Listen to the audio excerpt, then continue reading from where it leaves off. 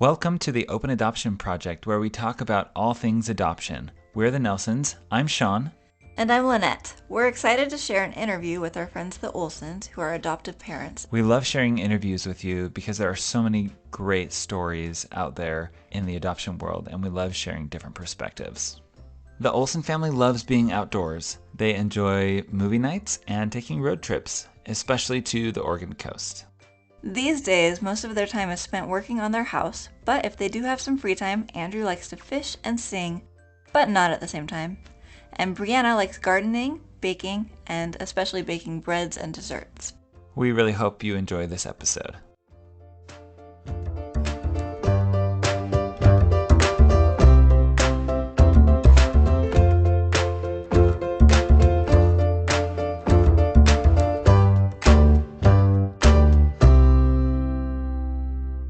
We are now on with Brianna and Andrew. Thanks so much, guys, for joining us. We're excited to hear from you.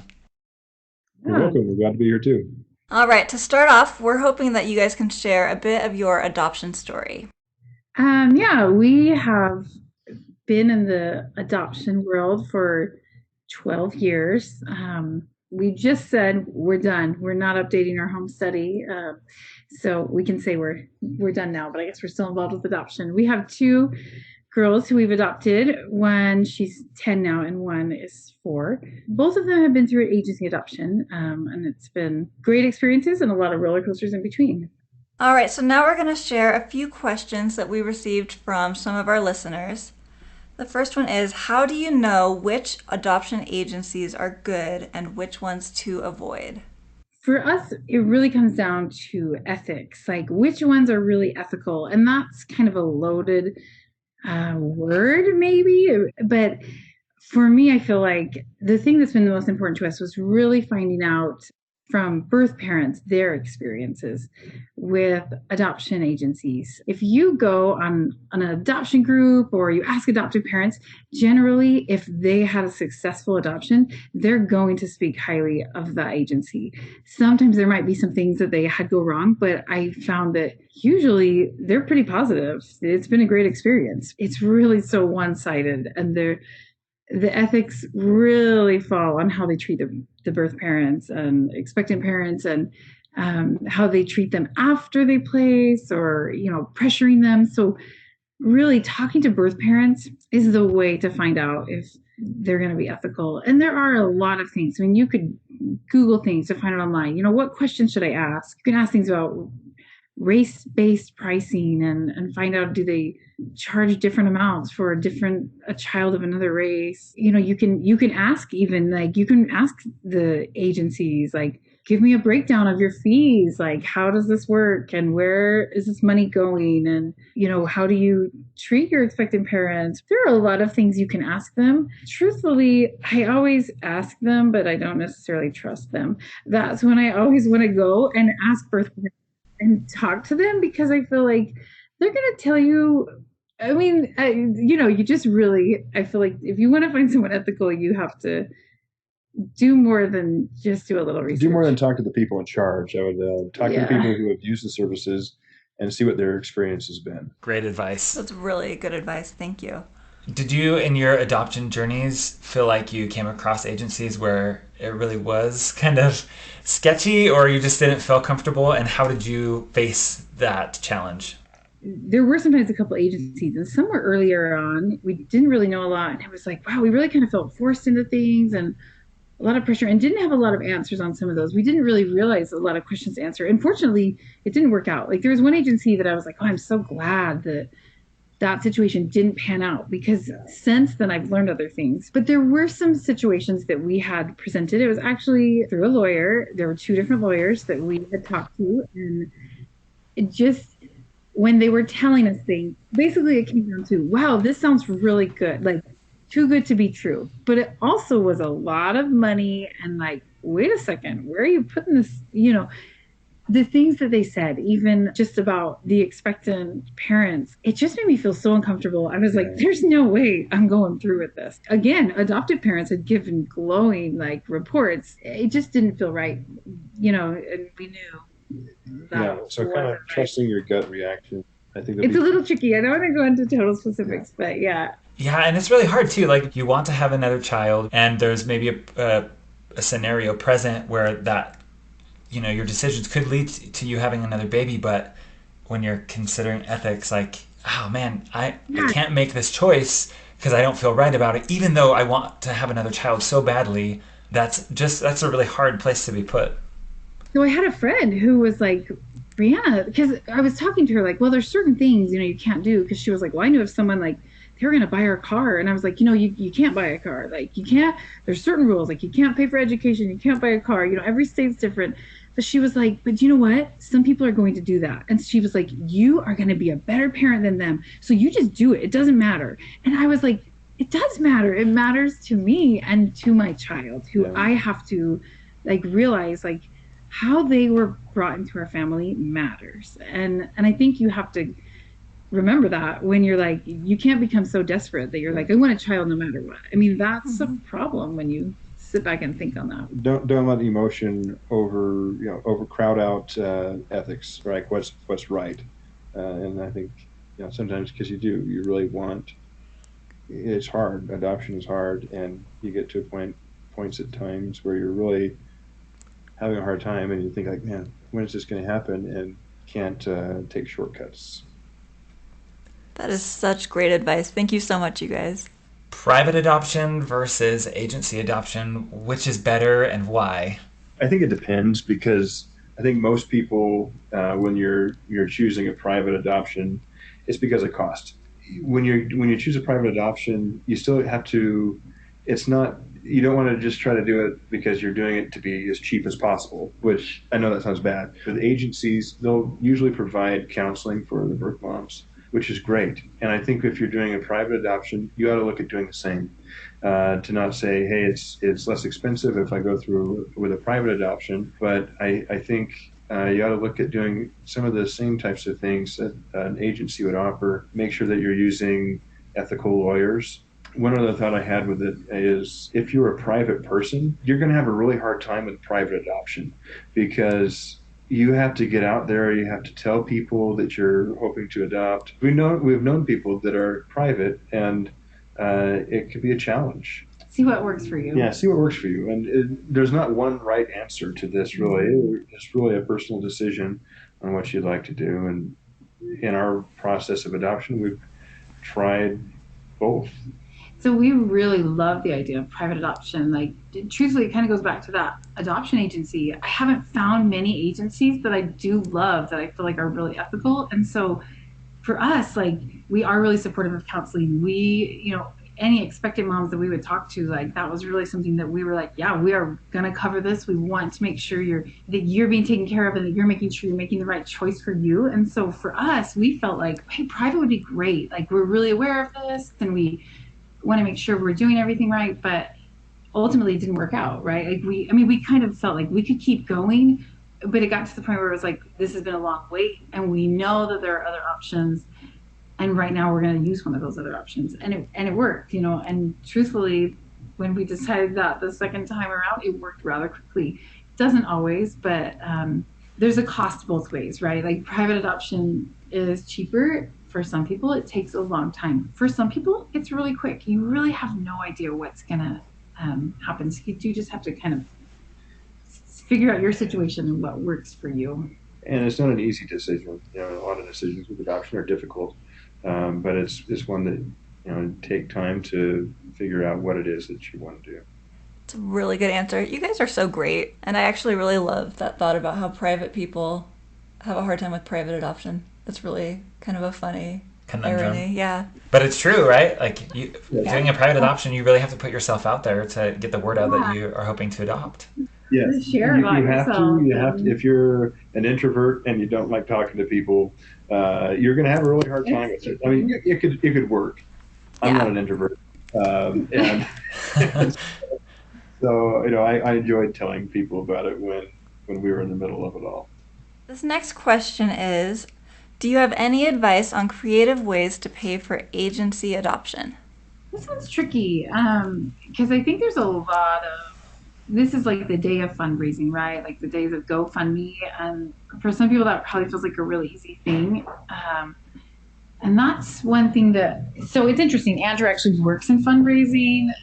So, you would think that we'd be all of this. We actually can't do it because yeah, the conflict of interest. From what we've read anyway, really, it's not always, it's in the eyes of birth parents, it's not always seen as great to have adoptive parents doing fundraising. So I think that's just kind of like a word of caution, like just to be aware that for some of these parents, sometimes the reason is financial, or that's part of the reason. And so if you're going out to ask someone for a couple thousand or more, just realize that if these parents were asking for that, would you be willing to give it to them? Like, and if they had that, would they be choosing adoption? So I think to start off, that's the disclaimer, right? Like, with that being said, I feel like for us, the most creative ways, we're just like, we live really frugally. We're on a single income, and at one point he was working for the Boy Scouts, so that income wasn't always great, right? But we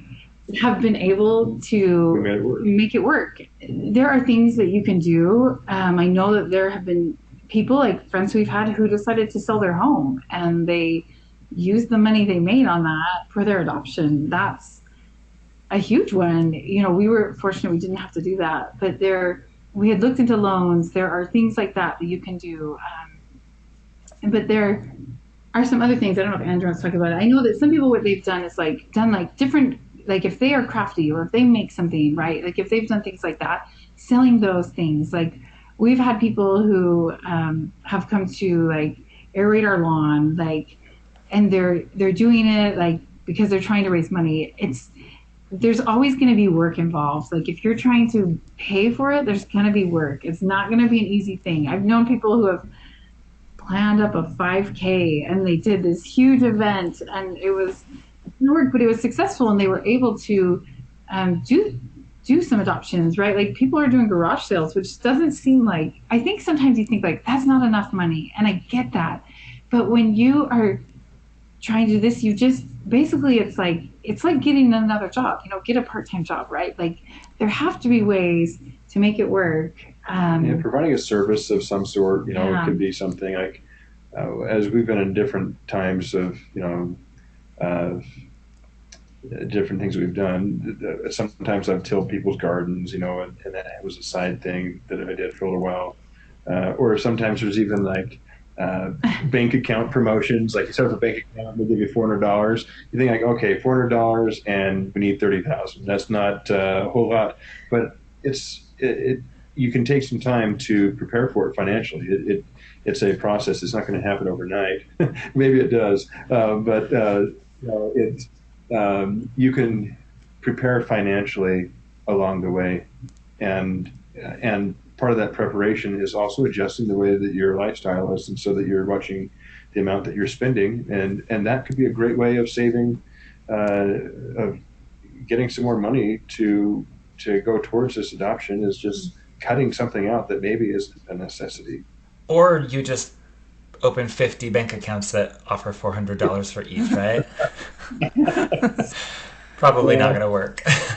Probably not going to work, but it'll do something. I mean, if you do one or two of them, it'll give you something towards it, which $400 is it's great. Something, yeah. Well, those first couple questions were more about agencies and kind of the logistics of adopting. The next few questions kind of shift gears a little bit. This next one that we'll ask is about your experience at the hospital when you adopted your children. Can you share a little bit about those experiences? Yeah, I don't know. They're both really special times. They were both very different.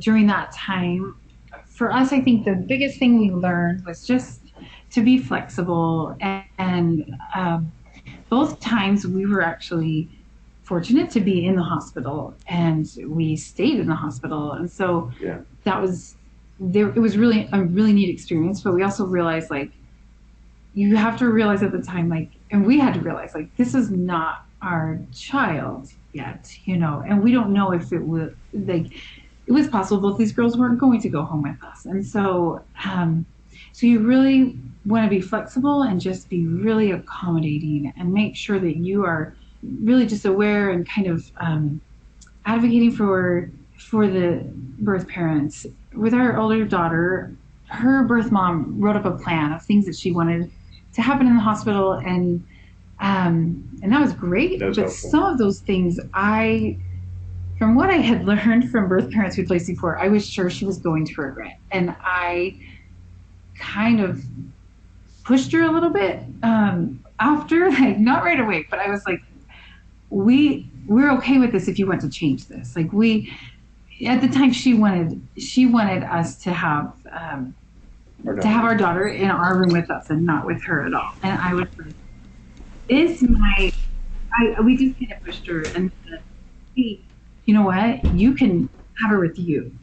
If you don't want to, that's fine. I think you might want this. We think you might want this, And she did. And I'm really grateful that I did that. Like, I think it's like, obviously you don't want to push birth parents. That sounds bad, but not pushing, but making a suggestion that maybe because she might have been thinking that, this is I knew she kind of felt like, we wanted her to be a big part of it. She also felt like, I can't change my mind, right? Like I said, this was how it was going to go. And so I really feel like you have to be an advocate, and whether that means to, when they change their mind or something, like, go with it, right? Like, just realize, like, hey, this is your time to step back. And yeah, I mean, we actually did, there we were like, hey, we're leaving for the whole day. We're going to go tour Denver, so I think it's like, I think that's just kind of an important thing, to not be in the way, Also, something that really helped us out with our first adoption, our caseworker was great. And he gave us some great suggestions on how we could, and this was leading up into the time of the birth, but also at the hospital. He told us to gauge our excitement. And so he would tell us, and he would, as we were talking to him, it's now a month away from the due date. He said, you guys can be 20% excited. No, 40. Or something. So he would gauge, he'd tell us to gauge our excitement. So why that's important is because sometimes you go to the hospital and then you go home without a child in the car seat. And so if you go in there at 100%, it's going to be really hard. It's going to be really hard. And also with telling, family or friends, we would also use that same gauging with our family and friends, and so they weren't like. Anyways, it just made the experience better. So that was some good advice that we used all throughout the adoption process with both our adoptions, but that was some helpful advice. Yeah, I think one thing that we were thinking is just like, this is like, you're being invited in. This is a really, like, for us, we would call it really sacred, but it's a very special time. Like, and you are being invited. Just remember that. Like, this is not your time. This is something special that you get to be a part of. And so I think that's just kind of an important thing to remember. I think that's great advice. That's really great advice. How did you know that your child's birth mom was the right one for you? That was a question that we got from one of the people who listened to the podcast. It's just different in every situation. It would be nice if it was the same every time, but it's not. And so you really have to go on how you feel, and with each situation, take it each situation one at a time. And I just know, like, you will feel that it's right. I mean, I was actually just talking with a friend today, and I was telling her about just there were situations that we have said no to, and truthfully, it probably sounds crazy, but we've probably said no, I don't know, at least 10 times, and maybe more, which sounds crazy. Like, I think people would think, what do you mean? Like, no wonder you only have 2 kids in 12 years. Like, and we knew, like, that these children were not supposed to be in our family, and we knew. And the hard thing is, there were also times that we were talking to an expectant mom, and we were like, wow, this feels so right. And yet that child's not in our family too. And so I think that's what's tricky. And there have been times where I felt like I don't even trust myself anymore. Like I don't even know what to do. And sometimes Andrew would say, we're just going to move forward until we feel one way or the other. Yeah. Right. I mean, and in those situations, we would feel like, yeah, this doesn't feel quite right. Like we've just got so many questions, or it's just not all working out.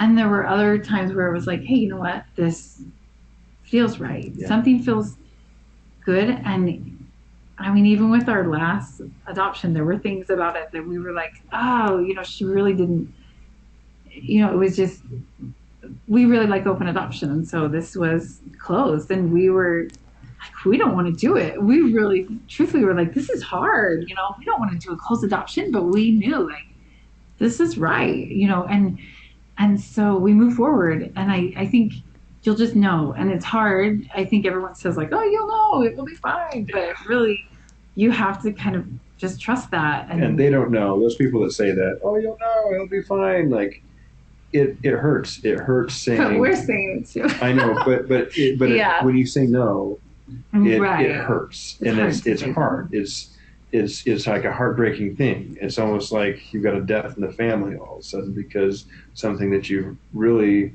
have wanted, and then you're saying, no, this actually isn't going to work. It's a difficult thing, but that's where I think having a strong relationship with your spouse can really help you as you're having those difficult times.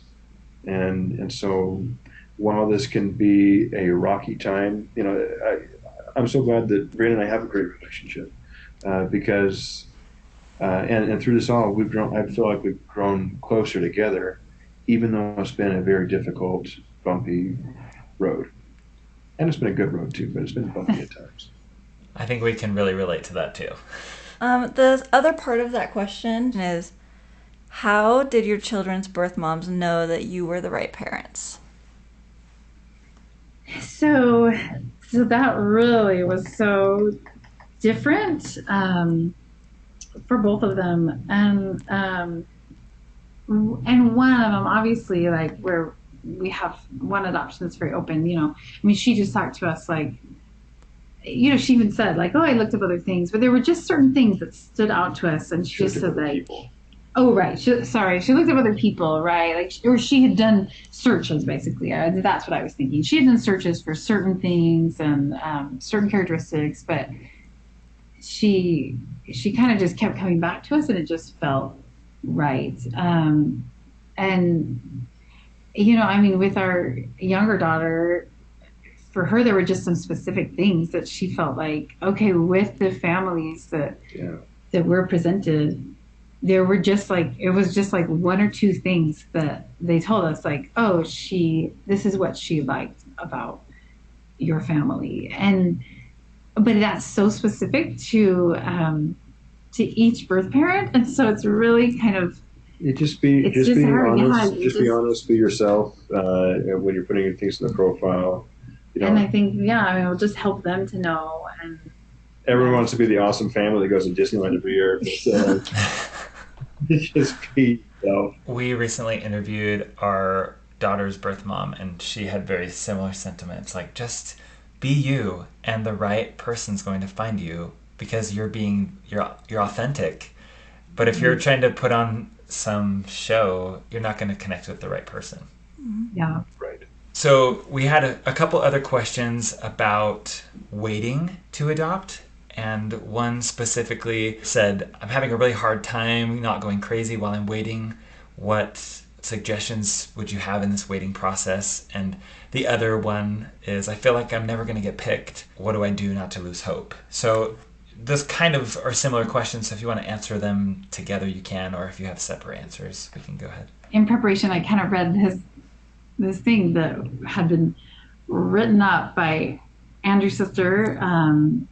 She had like written this article on waiting, and she had like talked about it, and I was rereading it because it was helpful, because she was talking about our experience and how we had been trying to adopt again after the second time. She was like, and they've been waiting for 4 years, and I was like, right, that was a long time, and it wasn't over. Like our daughters are almost, it's like 6 years, right?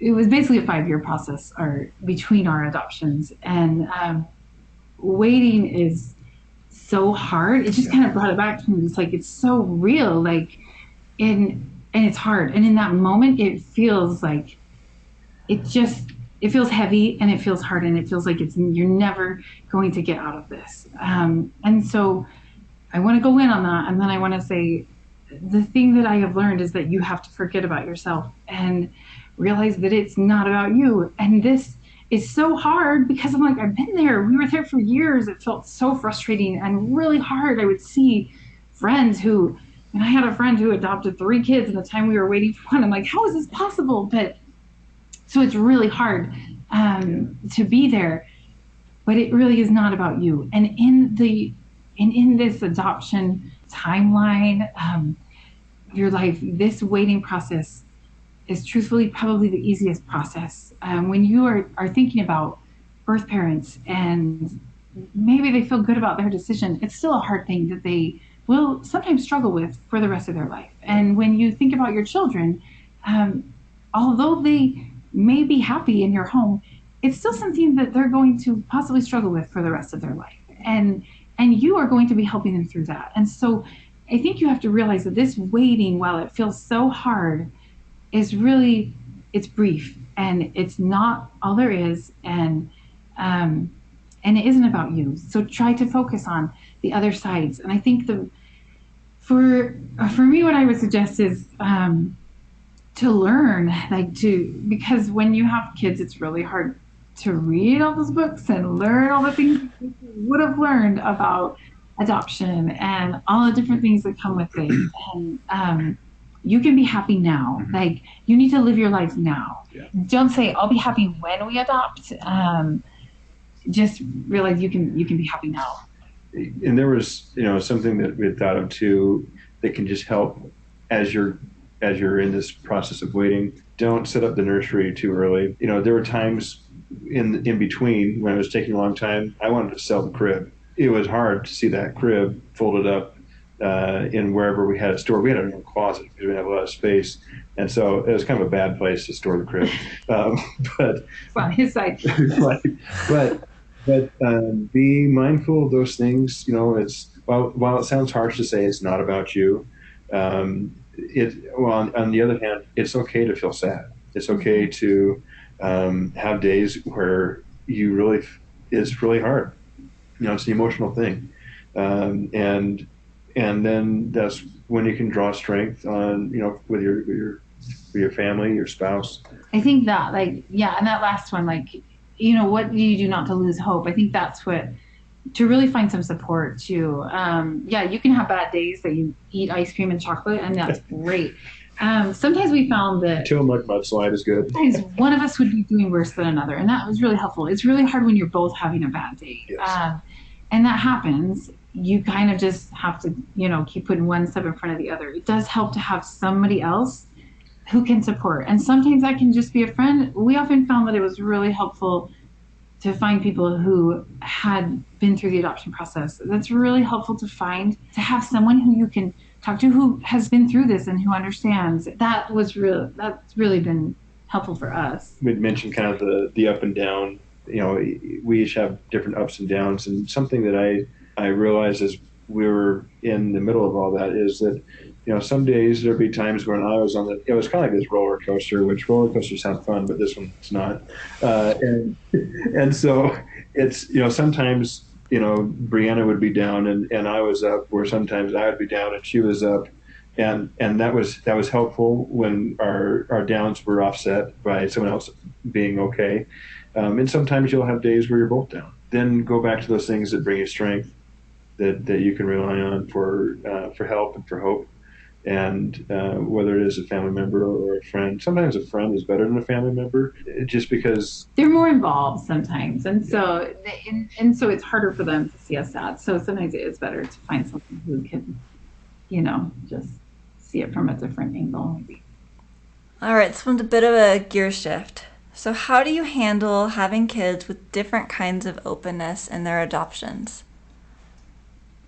It's really hard. Yeah, we have one adoption that is very open, and so we go and we're not in the same state, but we go visit the birth family, and we are connected with grandparents and great grandparents, and Yeah, extended family, and on holidays we can, birthdays. yeah, It's we can send things back and forth, and it's um, she gets a, yeah, there's a lot of love. yeah, and they've been really supportive of our younger daughter as well, and that's been great. They've just included her as one of their own grandkids, and that's really very helpful. So with our second daughter, our adoption is not open. Things kind of did open a little. Some people would call it semi-open, but for us, when we see like so open, it just feels close. It doesn't feel semi-open, even though we have some details and we have some information. It's really quite opposite. We don't have visits, and we don't. There's not a lot of communication, and so It's pretty much closed. yeah, it really is pretty much closed. We just have some details, and so it's really hard. But one thing that we have learned from the very start, and we're grateful for that, is just we just had, in our first training, he told us like, don't ever close an adoption because one looks different. Like if you have a really open adoption and then you have a closed, never close that. And of course that seems totally obvious, but it's hard when you see like a child who, when our daughter is just 4 and already starting to struggle a little, like, wait, it's like, oh, maybe we shouldn't visit this, part of you thinks that, like, oh, maybe we shouldn't visit this birth family as much, but that's not the answer. That's not helpful either. You have to find a balance, and so what we've realized is we can find out all we can about our daughter's adoption that is closed, and we still talk to her about her birth mom and how much she loves her, and we tell her everything we can about her story. And we've been able to get some pictures and things like that. You can find a lot on the internet and a lot on Facebook. We have done that. We've been able to get things like that so that she can have something. And I think that's what's important, for her to have some kind of connection. And we always hope it will change. But yeah, we just we're learning as we go. So I mean, it's definitely a learning process, but I love how you mentioned that your older daughter's birth family has now included your younger daughter and just welcomed her in and given their love and support as well. I think that's really sweet. What do you wish that other people understood about adoption? People outside of the adoption world, maybe. I think what we were thinking is just, it's not the easy option. I've had people just tell me like, oh, you're so lucky that you get to adopt because you don't have to be pregnant for 9 months and be sick. And I'm like, I kind of want to tell them like, oh, that feels really hard, that I'm lucky that I'm like breaking someone's heart and causing some trauma. And, this is what I'm doing so that I can have children in my family. And it's a little bit tricky when you have knowing how to respond to things like that. I think just realizing like it's not easy, and there's a lot involved. And I wish also that just people realize how much love is involved. When I do fight about adoption, that's what I fight about. It's when people are like, oh, I would love my child too much to be able to place them for adoption. And I'm like, oh no, that you've got it all wrong. Like there was so much love there. And can you imagine breaking your heart because you love someone so much that you felt like this was the best choice for them? That is truly an act of love. And those are the things I really wish people understood, was just how much love was involved, and just that it isn't easy. And I think it's good to know how you're going to answer that question when people say things like that, so that you're not just like, oh, what? Like, sometimes I think at the beginning we were learning about the grieving process. For whatever reason it is that you're adopting, maybe it's impossible for you to have children, or something like that. So there's part of this grieving process that you go through, and people will say things that are so insensitive at times, and there are times when you just want to whip back and say something that's going to rip their heart out. You're like, just like, let me just make you feel like you just made me feel. That's okay. I mean, it's okay to be bitter sometimes. But then, you can get to a point where you can respond to people in a good way. Because it can be hard sometimes, people say. What are some things that people can say or do that are helpful when you're waiting to adopt? And on the flip side, what are some less helpful things that you would advise against saying to friends who are hoping to adopt? So I think just saying, hey, I was thinking of you, and I hope that things are going well for you and your family. I think that's just one of the best ways, because when they start asking for specifics, or have you got any good leads, or hey, have you got any, like, sometimes just getting into the details, it's exhausting, and you don't want to get into the details with people who, sometimes they ask, and it'd just be nicer if they just said, I was thinking of you, rather than make you, put you on the spot to talk about something that's really hard. Yeah, and I think just less helpful. I mean, the one we talked about earlier, saying like, that sounds great, really easy. That's obviously not helpful, but I don't know. I know people do care, but I, I agree with what Andrew said. Just let them know you're thinking of them. I think that's really the best thing to do, because if they want to talk about specifics, they will. And just less helpful things are just, it's just not being supportive. I mean, so anytime you feel like you want to pry into their life or say like, why does it take so long, or I think for us to, at times in our through our experience, when expecting parents would change their minds, like that's something that we kind of had to educate our family and friends on. And I think if they're aware of that, that can be helpful too, to say, what, we totally respect, these people, and this is her choice, and at any point she can change her mind. While it might hurt us, like, it's not our child. It's like, this is not our child. And so I think that that's something too, like, for in that experience, if that happens, for someone else to just continue to be positive, for them to talk badly about this mom is not helpful, because that's not how we feel. We really often grown to love them and to really respect them. And with some, you can continue that relationship on. And so I think that that's something that is important too, to realize, like, to not talk badly about any expectant mom who does make a different choice. And if someone is talking to you about it, you can shut them down, because people, like I say, people ask nosy questions and try to make assumptions around the situation, and you can correct them, and you don't want to go into details and tell them your story, because it's not worth it. And I think one thing I just realized too, one thing that isn't probably helpful for those who are waiting to adopt, is to not say like, oh, I know a couple, and as soon as they adopted, she got pregnant. Like, that's also not helpful. Because for every one couple that happens to, there's 10, 20 others that it doesn't happen to. And or 1,000. Yeah, I'm sure everyone will hear that at least I've even once a year had people more. Tell us, like, we've even had people, and these were our friends who, like, we've even had people tell us, oh, we knew it was right to choose adoption because it happened so fast. And I was like, oh, so I guess we were the wrong place, because we were waiting. So I think even things like that, like, just be supportive, let people know you care. We don't have to go into all those details about the amazing miracle that your friend, you can share that, but don't, I think sometimes when you expect, like, this is going to happen to you too, that's really not very helpful, because it usually doesn't happen like that to you. And I think, also being aware of, like, hard times like Mother's Day, with, I think that's just something to be aware of on that time, just to, things not to say, just be saying, I'm thinking of you, would be good. One time we, not knowing that this particular cupcake shop was giving away cupcakes for Mother's Day the day before Mother's Day, we went in and we were in line, and they had been giving like free cupcakes to all these women in front of us. And I said, I noticed that you're giving out free cupcakes. Like, what's that all about? And this was before we had adopted any children, and we were waiting.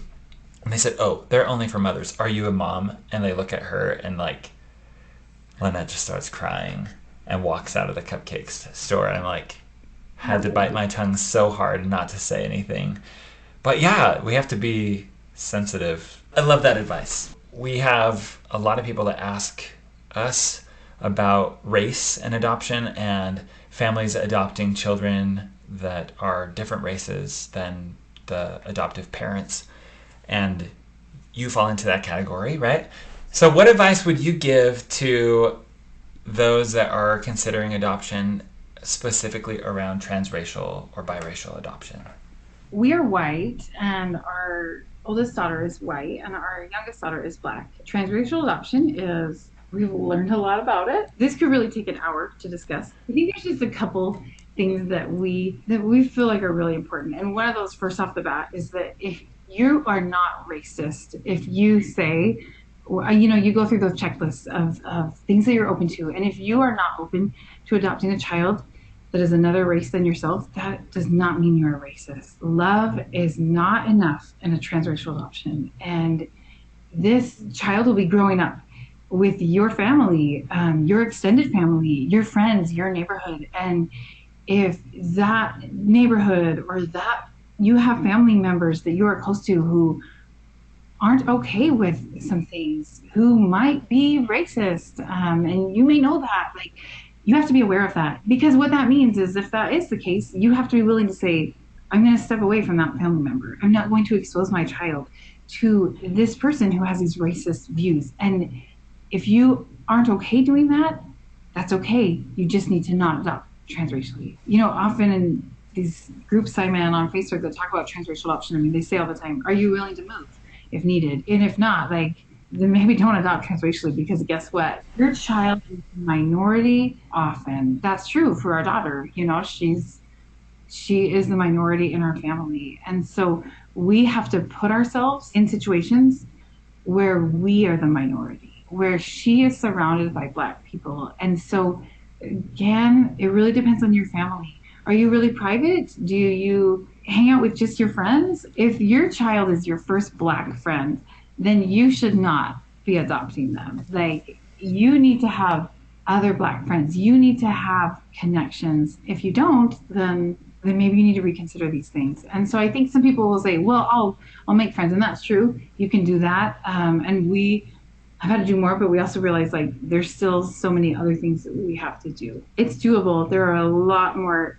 I feel like it's so much easier today to find books with Black people who are on the cover, or just other races. Yes. But it's easier, but it's still work. Like, it's, when we go, and one of our daughters loves Barbies, so we're like, okay, well, we don't want to go to the stores and buy a Barbie because they're almost all white. But if I go online, I can find some that are Black. You can find some. There are a lot more these days, but it's like, we hardly ever buy white Barbies in this house anymore. Even though it's our white loves them. We keep sending links to, like, Birth Family, and everyone, like, yeah, see this Black Barbie? This is the one she wants. Like, of course, right? Like, it's just what's important to us now. And so, I don't know. I feel like for me, that's just being willing to. I mean, this is a much longer. This question is a great thing, and it could take. We can't answer it in a short time. And I'm sure that we'll do a whole episode on it at some point too. I think just being willing to learn and make changes in your life. If you're considering it, really be honest and looking within yourself and make changes, because you'll find some things that, you'll need to change, and that you'll need to also correct people on, and call them out, and knowing how to respond to people when they are saying things that are racist or inappropriate. You need to be able to do that. Yeah. We could get away. People didn't know that our oldest daughter was adopted unless we told them. But now they know. I go on walks with our younger daughter in the neighborhood, and I've had, someone who was pretty adamant, like, oh, she goes to this daycare, right? And I'm like, no, she doesn't. And she was like, are you sure? She looks like she goes to this daycare. And I'm like, she doesn't. And then she asked her daughter, she goes to daycare at Phyllis's, right? And she's like, I don't know. And she's like, is she yours? And I'm like, yes, this is my daughter. She's like, oh, then you would know. It's like, so I often get asked, are you her mother? Because I don't look like I'm her mother. And I get that, but you have to be prepared for that. Like, these are going to be questions. And, you know, in one of these groups, I read, like, so he is a transracial adoptee, and he said, like, please don't answer those in anger. Like, your child will feel like something is wrong with their adoption if you're always upset. When you want to just be super frustrated with people, you also have to realize, like, there's a child who's listening, and so you have to respond in ways that are okay, but also ways that aren't going to often people want to ask you a ton of questions, and so you kind of have to be creative in ways that you respond to say, like, yep, this is my child, and the conversation is over. So there are definitely things you have to learn, and so you just have to be prepared. Like, we are aware. We live in Utah. It's very white, and we are so aware of it now that our daughter is Black. And when we go to, there are certain parks that I'm like, holy cow, we shouldn't have come to this city, because where we are, it's a little bit diverse in our neighborhood. For Utah. For Utah. We're in a school that's like 45% white, and so that is great for us. And so we feel like, oh, when we're in our neighborhood park, we see some diversity. But if we go to a neighboring city, we're like, wow, people are staring at us, and they do, and we get those stares, and our older daughter's aware of them, and our younger daughter is going to be aware of them soon. And so it's something that you have to really ask yourself too. Am I comfortable with this? And it's okay if you're not. It doesn't mean you're racist. It just means you're being honest. And I think that's really important to be aware of. There are a lot of things to consider. Really just do a lot of research, join groups on Facebook, read books, you know. That's really important to do that before you bring that child home, because again, you won't have as much time when they're home. I love how focused your answer is on the adoptee. All right. Anything else you want to talk about on that subject? We have realized, like, as white parents, that there's a lot of work that we should be doing. So when you talk to Black parents, parents of other races, like, they have conversations with their children at a very young age about race, about racism, about how the world functions, about police, about, you know, just a lot of things. They're having these conversations at such a young age. And I've talked to friends who they're like, well, my daughter's 8 or she's 12 now, so I feel like we should bring some of these things up, but it feels so awkward. And I'm like, this is not an awkward conversation. This shouldn't be. This isn't like the birds and the bees. You know, this is about race. You know, it is often seen, like, people will say, oh, I am colorblind. I don't see color. Well, guess what? I do. And so do most people, unless they truly are colorblind. And you know what? There are so many beautiful things that other races have to, like, that we can learn from. And we need to see those, and we need to embrace those. And so I think that that's really something that that all parents can do, is just like finding books, learning information. Like, there's so much out there, and just being open to discussing, even at a young age. I think sometimes people feel like, oh, is it okay to call someone Black? Like, I mean, I've had people say, like, is that your daughter over there with the curly hair? And I'm like, yes, she is the Black one. Like, she is Black. Like, and it's okay to say that she's Black, right? But sometimes people are scared, you know, they're like, wait, can I say that? And it's like, you don't have to describe, like, she's wearing a purple shirt, but not that purple, it's like I have a Black daughter, and that's okay. Like, give the kids those words, teach them, and teach about racism, teach that it's real. Like, don't just teach, like, oh, we have the civil rights movement and now everything's better. I think we really have learned to embrace other cultures and to teach that, like, wow, look at, you know, these scientists who are Black. I mean, we celebrate Black History Month all the time here. We've got books about, just like, people have done great things, and we don't always hear about it. We have a pretty whitewashed history that we hear about. And so I think really being honest and being open with your kids and really teaching them the truth, which sometimes means you have to first find out for yourself. And that can be hard. It kind of challenges some things that maybe you grew up with, but I think.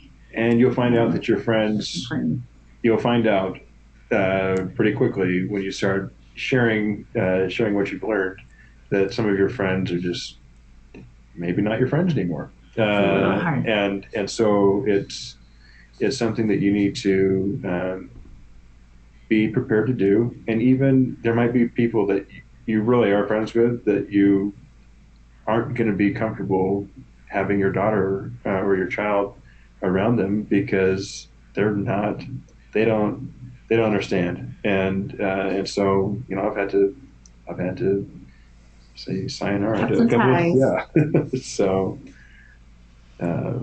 yeah.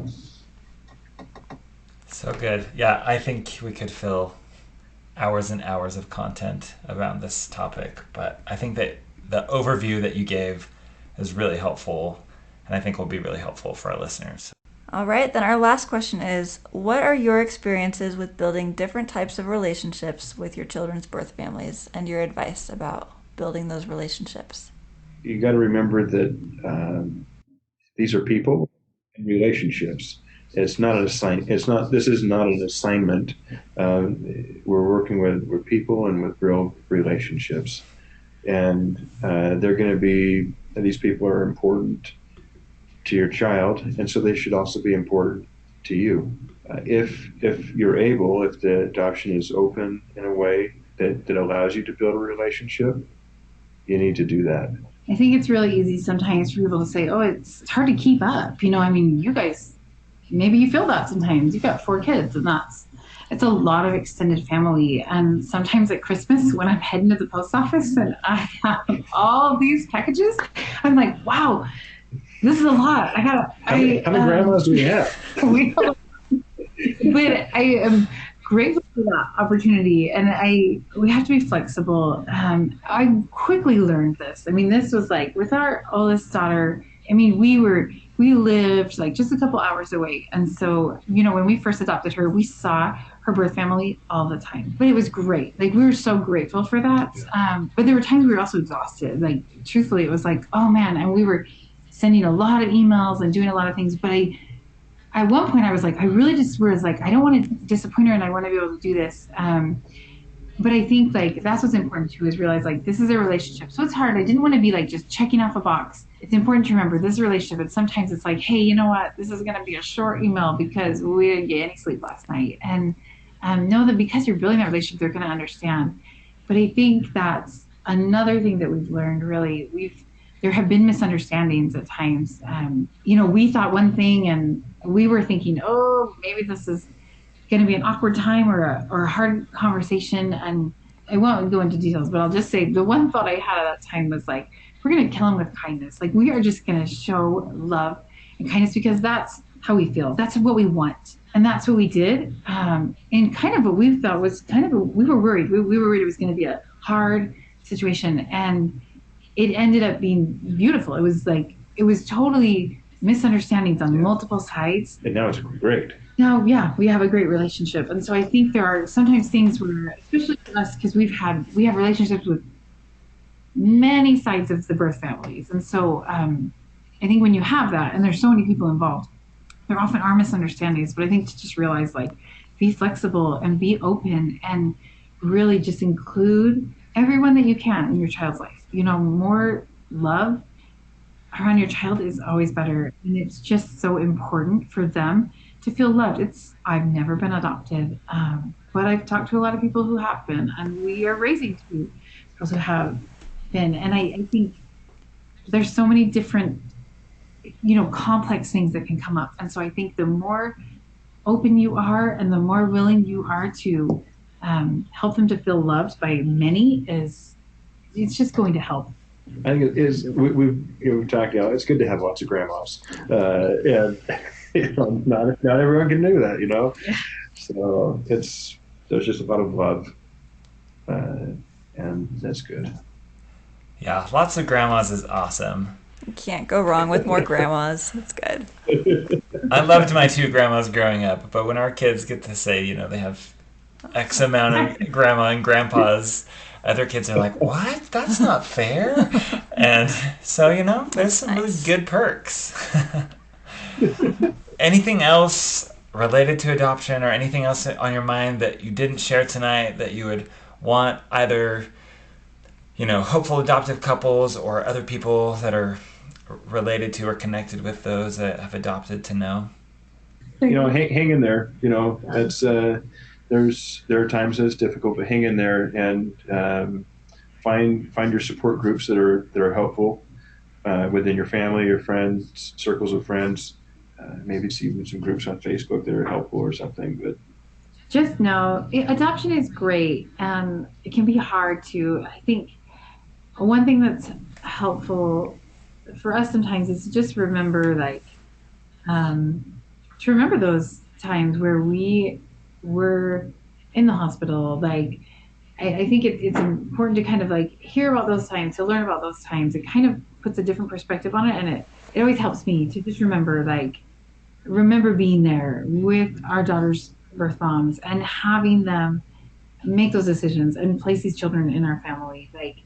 Those are really times where kind of just brings it all back. It was like we said before, it was a really special time, but it helps me keep a perspective too. So even if I have never had that happen, if I was able to listen to birth parents to talk about that experience, to talk about those things, I think it's so valuable to listen to those and to just really try to see where they're coming from and to see what's important to them. I think that really was helpful for us to just learn from birth parents who had placed before we were there, and then after that time, even in our waiting, when we were waiting for years, it was helpful too to remember that there are good times in adoption. There are beautiful things that can happen.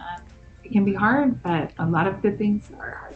Awesome. Thank you guys so much for joining us on this episode. We know that this is going to help a lot of people. Your experiences, I think, are really helpful, and you articulated things really, really well. So thank you for sharing your thoughts.